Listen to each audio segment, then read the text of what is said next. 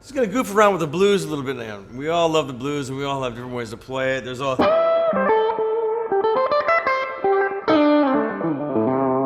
Right?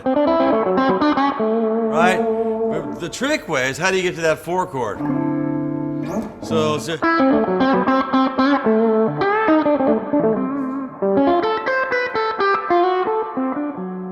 You want to get, you're defining thirds, right? You know, instead of just, you know, most people wouldn't define thirds or add a...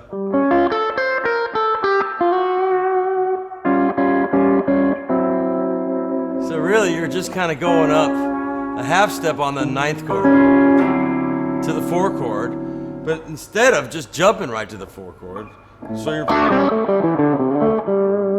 And here's the money.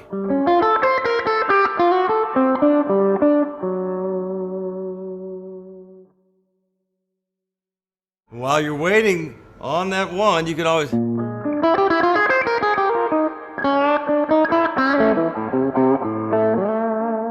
Right? And you can play around because the bass player, even if he's playing on the root, you can still... The flat 5 lick.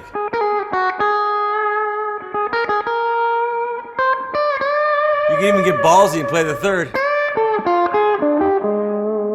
And then back to the 1. And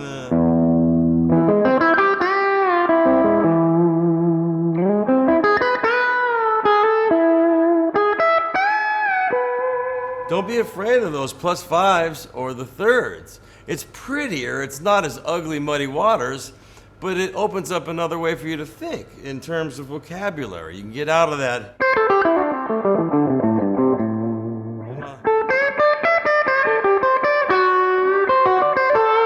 The 6 is an important way to get to. Then you...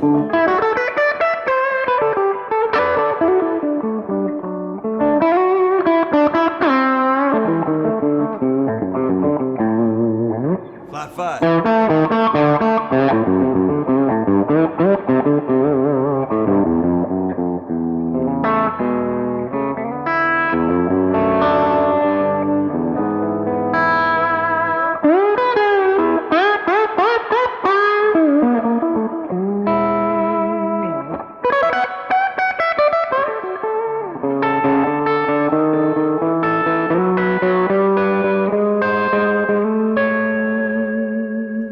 Have a trick little turn around there.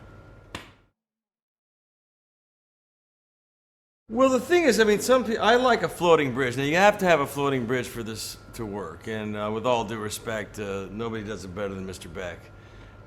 There's a lot of country guys that mess with this, but I've had the great honor of sitting and watching how Jeff does, and because he's one of my favorite guitar players, it rubs off. I never play like the guy, but nobody ever plays like their heroes, but they can be influenced by it. So I can just make it my own, you know. It's very fluid, liquidy sounding, for lack of a better term, you know what I mean? Instead of you go. So where you're actually, instead of just bending, you go. Where you're using this is almost like a slide guitar.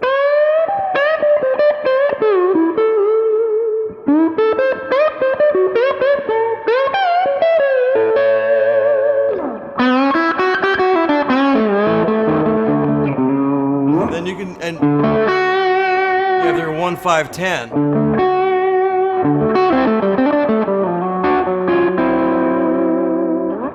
Knowing your arpeggios really helps.